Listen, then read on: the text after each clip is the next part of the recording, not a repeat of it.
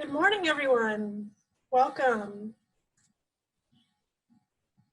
My name is Liz Murphy. I am the intern minister for Throop Intern Universalist. Welcome to our Sunday worship service. As you may note, you will be muted by default during service. We're doing that just to help cut down on some of the background noise so you can refill your coffee without concern. But there will be a couple of moments during service where we unmute and listen to the beautiful cacophony of noise that we create together and some of our shared affirmations. That said, we encourage you to use the chat box during service. Also, we will have a couple of moments where I'm inviting you to share your thoughts and ideas and feelings in the chat box. So stay tuned for that. Those of you who are on the phone, hello. We're so glad you are here. You won't be able to use the chat box function, but I will be speaking aloud some of the things that are being said in the chat box so we can all participate and be a part of those moments together. Lastly, on the chat box, wonderful Joe Versteinen is our chat box host this morning. Joe, you greeter, as you will see in your Zoom stream. So he'll be answering questions and saying hello in your chat box. If you have a question about that function, feel free to flag him. Then lastly, for those of you who can see the videos, you can change the way you view your screen. On the top right-hand corner, you can choose gallery view or speaker view. Choose whichever one works the best for you. And then lastly, we invite you all into the mystery of technology and ask that if it fails us or decides to try something new today, that we'll take a deep breath together and enjoy and learning from all the ups and downs of what online worship is for us. So now let us worship together as we open this sacred time with the sights and sounds of our beloved Throop community via video.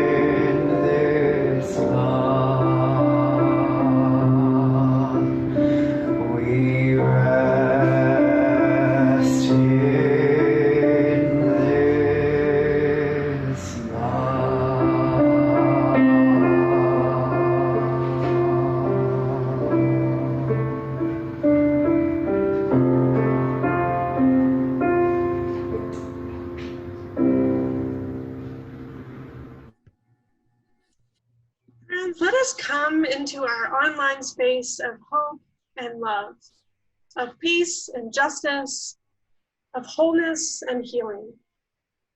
We welcome the certain and the seeking, the lifers and the newcomers, the beloved and the brokenhearted. All of you can find a home at Throop, where we go love the world from the heart of Pasadena and from the heart of our homes. So this morning, if you have an at-home chalice with you, I invite you to bring that over to where you're sitting, and I will invite Reverend Tara to read our chalice lighting words this morning. Thank you. Our time together in worship is intimately connected with our daily lives. And may the light from our chalices symbolize hope, peace, and love. May these individual flames remind us that we are all connected, that in our connection, we nurture one another, and that in our nurturing, we bring forth love. And this love, which is wide and deep, which is forgiving and generous, this love is the grounding of our faith, and it's the heart of our community. And we continue practicing this sacred art of connection by sharing together our promise to our planet. And we'll say these words together. As members of the family, living beings on earth, we are guided by the unitary, respect dependent web of all existence. We are part of hearts filled with love for eyes nurtured by its beauty, minds ruminating on ways to protect its sacred and scarce resources. promise to nurture the well-being of all life All life itself. itself.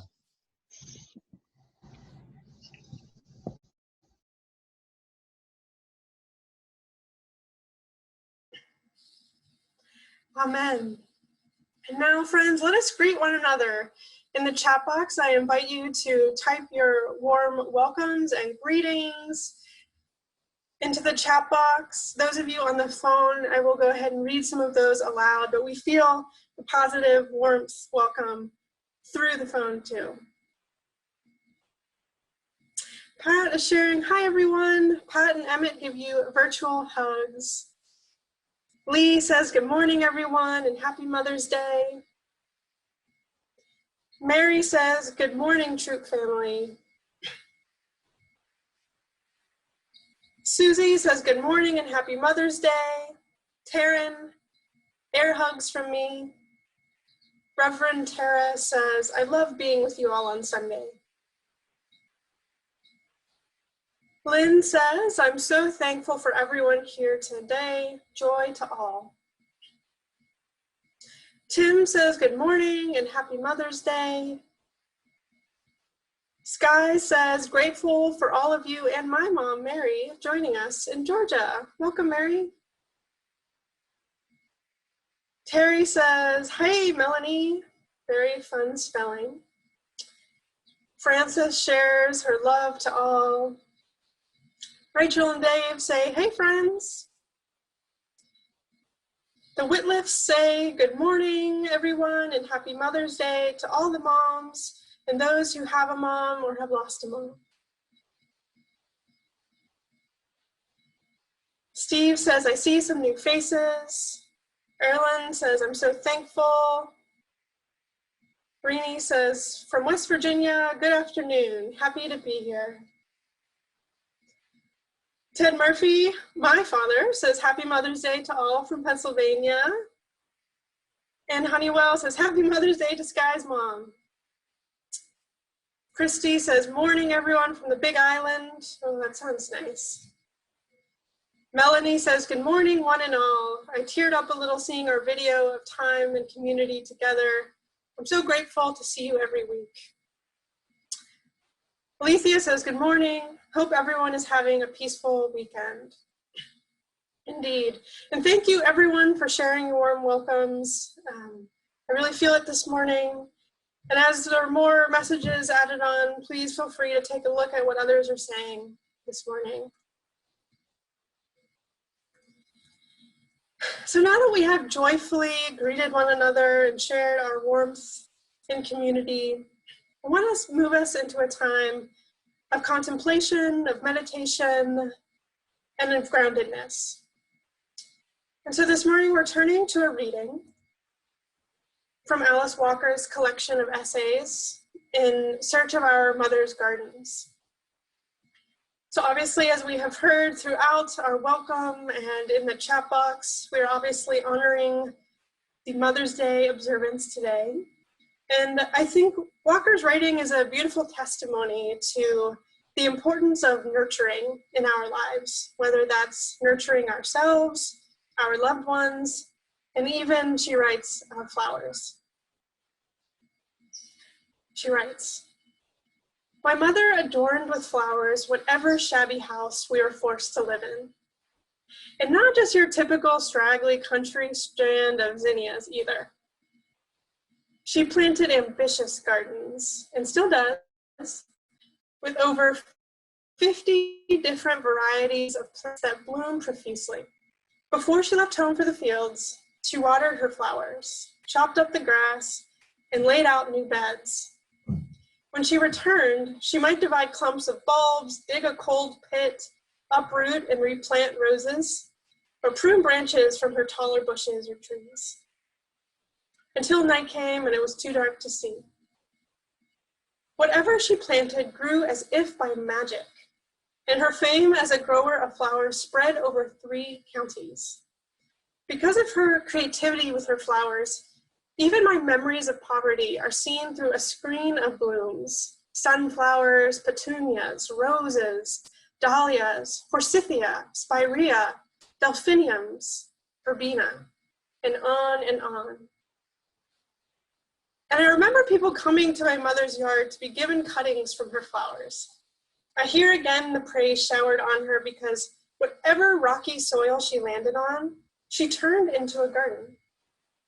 A garden so brilliant with colors, so original in its design, so magnificent with life and creativity, that to this day, people drive by our house in Georgia, perfect strangers and imperfect strangers, and ask to stand or walk among my mother's art.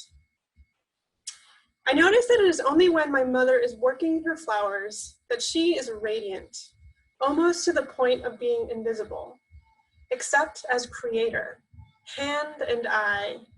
She is involved in work her soul must have, ordering the universe in the image of her personal conception of beauty. Her face, as she prepares that art that is her gift, is a legacy of respect that she leaves for me, for all that illuminates and cherishes life. She has handed down respect for the possibilities and the will to grasp them.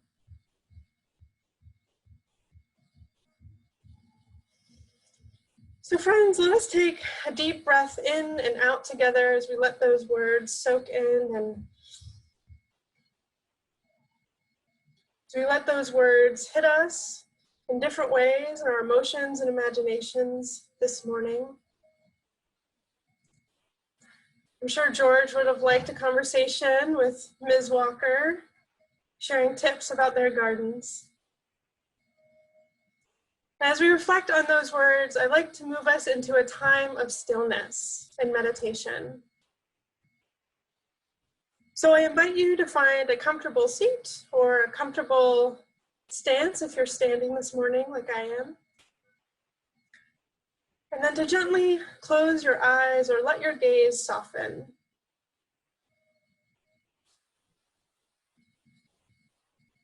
Take a deep breath in.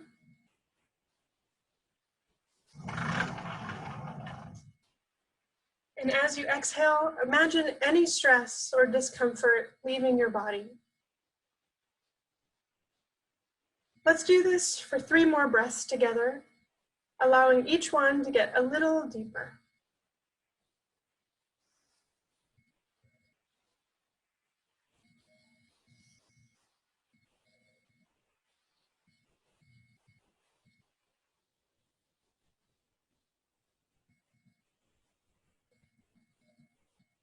Now let us focus our attention on our hearts. Think of someone who has been a mother to you. There are no rules or restrictions on who this person can be. Bring to mind the person that comes first to your heart. It could be a few people. Feel the love that this person has given you. Allow that love to travel throughout your body, filling you up until you are overflowing with that love.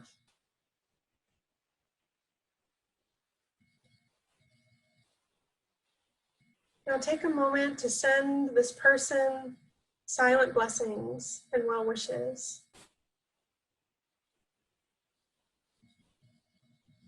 Thank this person for sharing their love with you.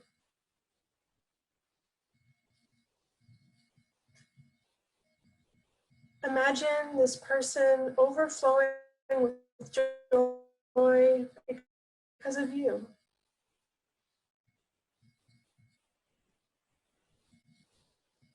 Notice the circle of love created by this exchange of giving and receiving.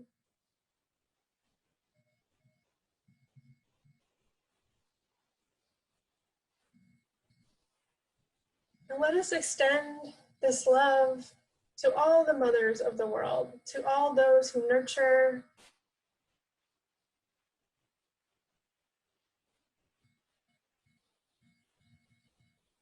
and know that this flow of love is a universal force that exists within each of us, and that you are never too old to need this love.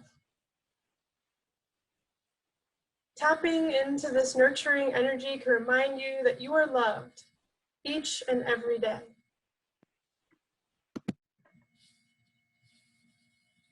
Let us take another minute now to dwell in this loving space quietly.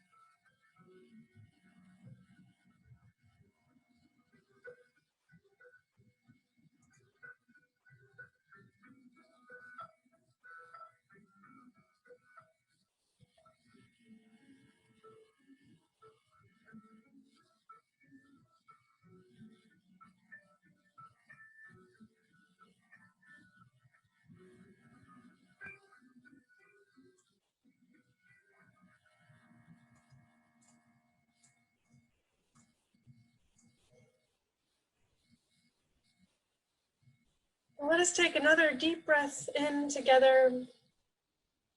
And as you feel ready, you can slowly open your eyes.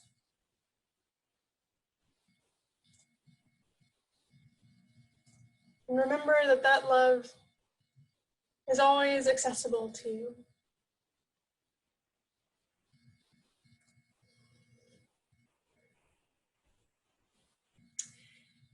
And we're going to move into a time of prayer and affirmation. These words come from UU Minister Lisa Bovey-Kemper, who provides for us, I think, a powerful affirmation of the beauty and the struggle and every emotion in between that we may feel today as we honor this Mother's Day. In religious community, we share our joys and our triumphs, our sorrows and our broken places. In this circle of care, we make space for the complexity of life, the myriad experiences that bless and break our hearts. The truth of human experience dictates that on any given day, we each come to the table with hearts in different places. It is especially so on this day, invented to honor women who nurture. In this circle of care, we honor the truth that mothering is not and will never be quantified in one single descriptor. Mothering can be elusive or infuriating, fulfilling or confusing, commonplace or triumphant. It exists in the everyday experiences of each person. And so we honor the complexity of experience, the truth in each of our hearts. There is room for all in this online circle. If you have carried a child or children, whether or not they came to be born, we see you. If you have fervently wished to do so and circumstances of fate made it impossible, we see you. If you love children we cannot see, whether because of death or estrangement, we see you. If you never wanted to be a mother, we see you. If you are happy to mother other people's children as an educator, an auntie, a foster parent, we see you. If your mother hurt you physically or emotionally, we see you. If you had no mother, we see you. If your mother is or was your best friend, we see you. If your gender says you are not a mother, and yet you take on the role of nurturer, we see you. If you wonder whether your mothering has been enough, we see you. And if yours is a different truth altogether, we honor your unspoken story. There is room for all in this circle. May it be so, today and always. Amen.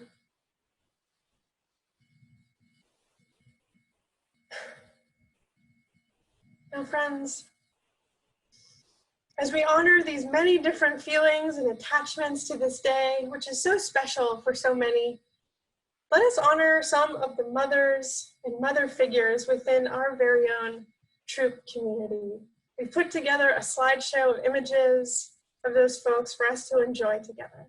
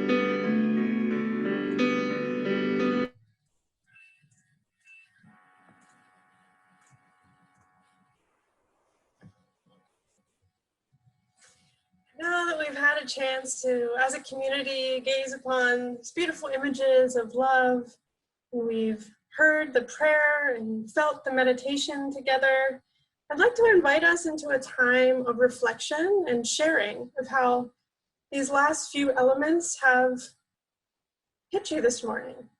How are you feeling on this day meant to honor those who nurture us in our lives, our mothers, and the many others who do the work of mothering?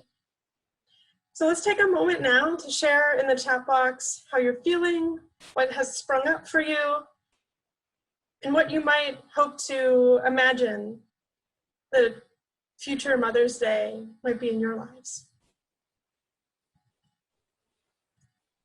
Melanie is saying, you're going to make me go through all the tissues. Yeah. Mary says, thank you, that was beautiful. Sky says, so glad my mom Mary taught me how to be both silly and brave. Lee says, Jersey and Callie are missing Queso this morning.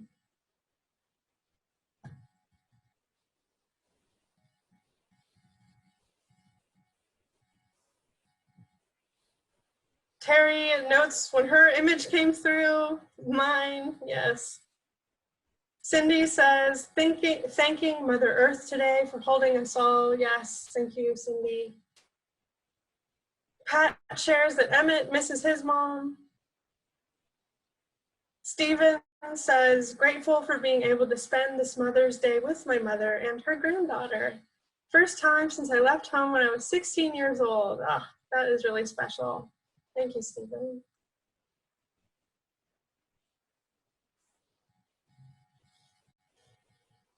I know that was a lot of emotion and lots of sharing. So hold how you're feeling inside of you right now. And if you have a moment later today, maybe you want to share with a friend or a partner or a pet or a journal, whatever it might be. But feel free to take a moment to really reflect on our sharing of meditation and our sharing of our beautiful Throop images as well. In closing, I see Mary is thankful for her mom.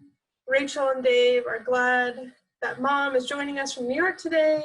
And Ian is thankful for his mom and grandmother, that they will get to see each other today. Those are little blessings on this Mother's Day, for sure.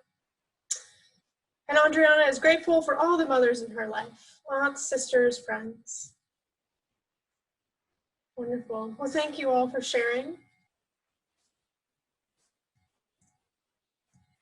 And as we move from those reflections, I should probably start this sharing, this sermon, with coming clean. I am not, in fact, a parent. I am not a mother myself, unless you want to count the dozen or so succulents and the young lemon tree on my back patio. I'm not well practiced in changing diapers or heating up formula or teaching multiplication tables.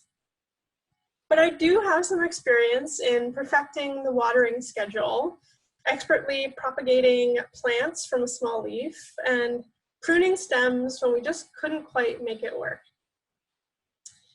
Whether human or plant, these, my friends, are the tasks of nurturing.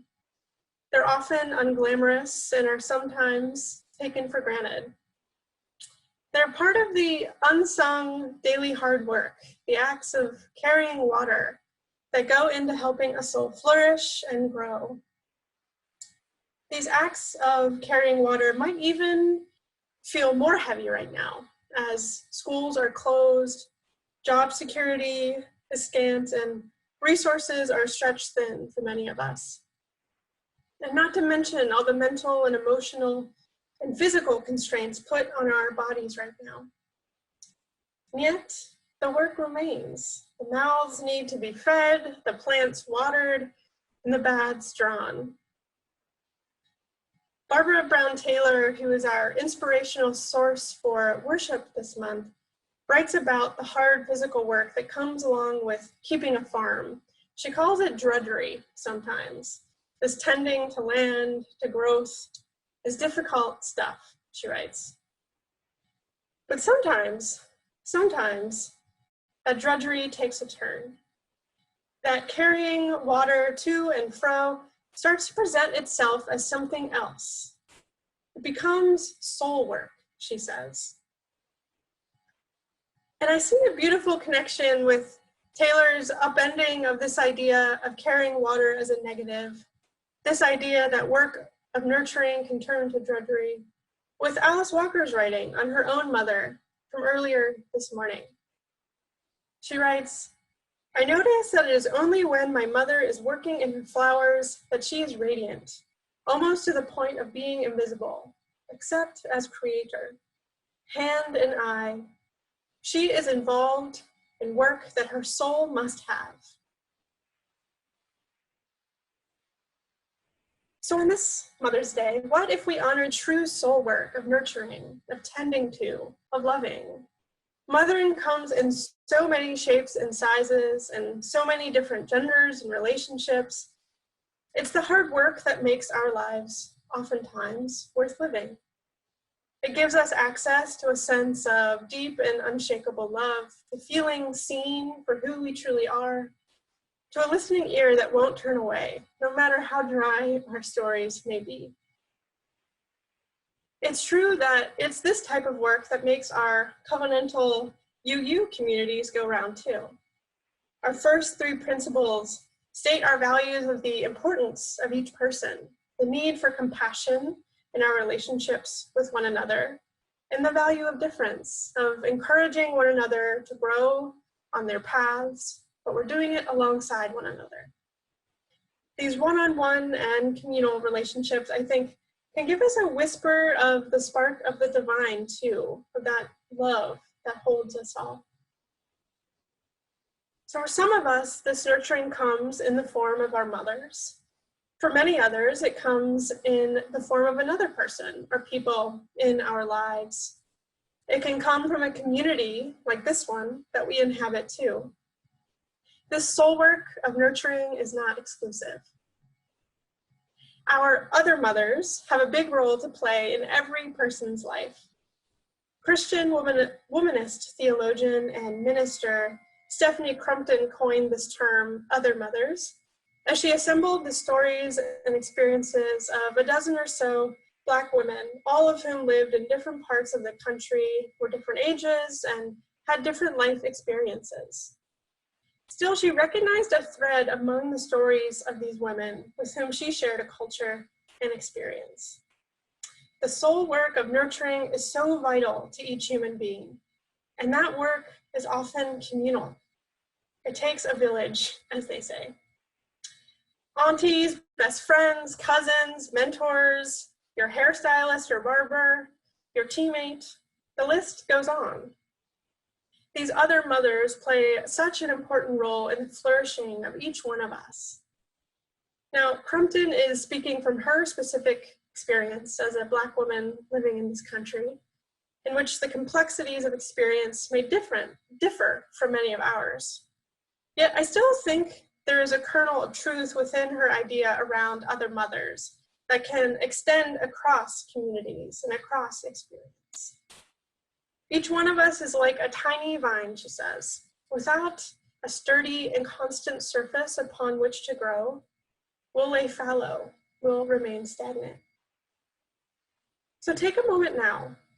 Reflect upon who has been that constant in your life, that constant who has enabled you to thrive and grow and make mistakes and learn new things.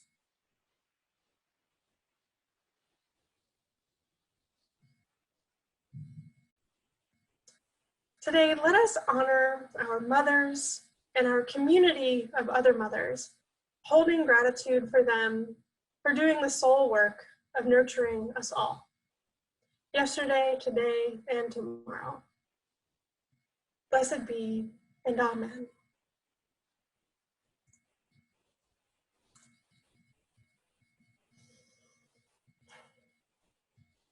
So friends, I turn now to Reverend Tara as we take a breath and move into our time of gratitude as a community.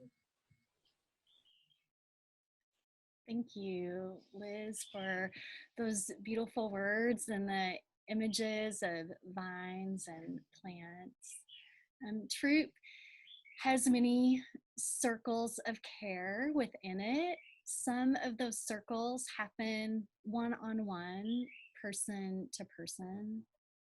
Some of those circles of care take place in groups, small groups or groups of folks who maybe go out or who right now even are staying connected by Zoom and other ways.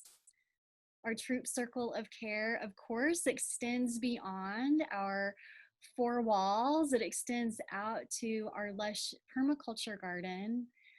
And our circle of care extends just beyond our property, really into the city of Pasadena and beyond, as we work to make our world more just and more equitable.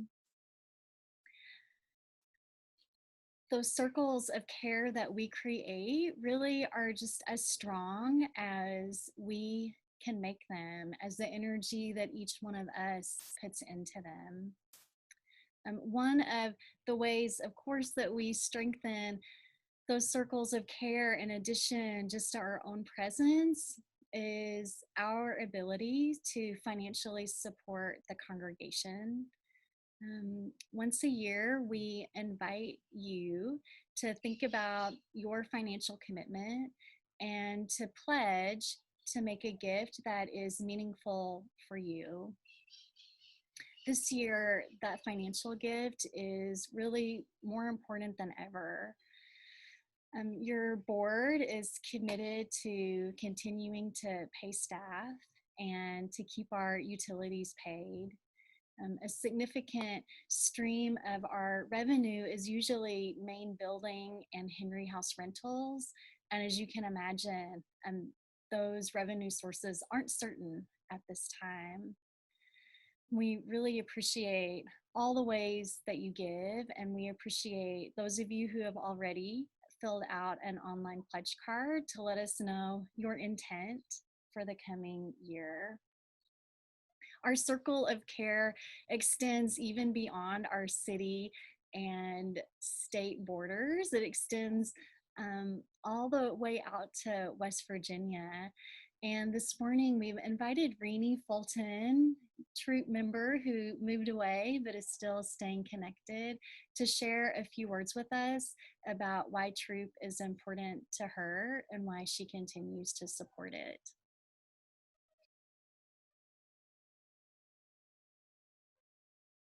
There we go. Okay, can you hear me, Tara? Yes. From West Virginia? Yes. Okay, well, those of you who know me know that I talk best when I'm writing a poem, so that's what I did. So, why I support Throop. There is an energy that moves in this congregation, crackles like lightning striking a wire, burns as righteously as a staked saint, grows as vigorously as vine seeking the sun, flows as gently as a leaf in a stream. There is a strength that sits firmly in the stone foundation, in the mortised blocks, a solidarity rooted deep in the corners and crevices of this sanctuary. There is a spirit that dwells on the altar of this lofty sacred place, in the flame that illuminates the chalice, in the offering that vows right action, in the flowers that bring ephemeral beauty and everlasting promise. These are the forces that live here. This is what moves me to relationship, to awakening, to justice, to love. These are the forces that joyfully bind me to my place in this beloved community. That's what I have to say. Wow, thank you. I hope that you'll send a copy of that for us to share as a midweek meditation, Renee. Thank you so much. We'd also like to thank those who helped make this Zoom Circle of Care and Spiritual Connection service possible today. Terry Trindler is running our tech. Thank you very much, Terry. Of course, Renee for sharing her beautiful poem. Joe for serving as chat box greeter. Thank you so much. and Jennifer Quintana for doing a weekly Kids Dig In YouTube live video that should be available this afternoon. We appreciate all the ways that you all support our life together. And if you have the ability to make a financial donation today, you can do that. You can text to give, you can donate online, you can send in a check. Those ways to give are in your chat box. And if you're someone who would like to update your pledge information, or if you would like to pledge for the very first time, you can do that online. And the online pledge form link is also in the chat box. So for all of the ways that we hold each other in a circle of care, we offer our weekly words of gratitude, and those will be up on your screen. We do this.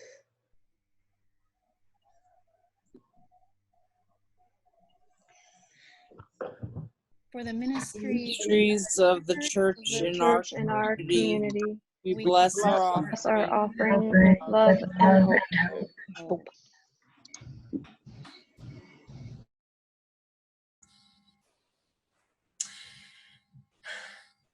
Now, friends, as we move to our closing, I wanted to share just a couple of announcements and opportunities for us to continue to grow and develop these relationships online. Reverend Tara will be dropping a few links in your chat box, but as she mentioned, we will be having our regular children's program at noon on YouTube. We have small group connections several days of the week. We have many that are growing robustly as we continue to stay safer at home. So we encourage you to drop into any of those connections throughout the week. All are welcome. And lastly, we've put together a clearinghouse on our website for some social justice opportunities that we can all engage in while, again, staying safer at home. We participated in a towel drive for our homeless neighbors in Pasadena just this last week, and Ireland was able to provide and bring those towels that were donated to the organization. So there's lots of ways that we're still trying to be able to be good neighbors in Pasadena and stay committed and in solidarity with those folks. And lastly, just personal plug, we're having our Dig Deeper session upcoming on Tuesday. Is our monthly spiritual reflection that is focused on our theme for worship for the month. So Reverend Tara and I will be leading that session Tuesday at 6 p.m. in our usual Zoom link. So I encourage all to drop in for some time for connection and reflection and getting to know one another a little bit more. So with that, if you have your at-home chalice, I invite you to extinguish it as we are all doing together. And at the end of my benediction, we'll move into our postlude, and you are welcome to stick around for our coffee hour immediately following the postlude. So friends, may today's loving focus on the nurturer inside all of us be a light on our paths. May we take time to reflect on the overflowing love and joy we've received in this life from the people who have mothered us in our lives. May we reflect that love back toward ourselves and out into the world, in the spaces, the people, and the issues that most need it.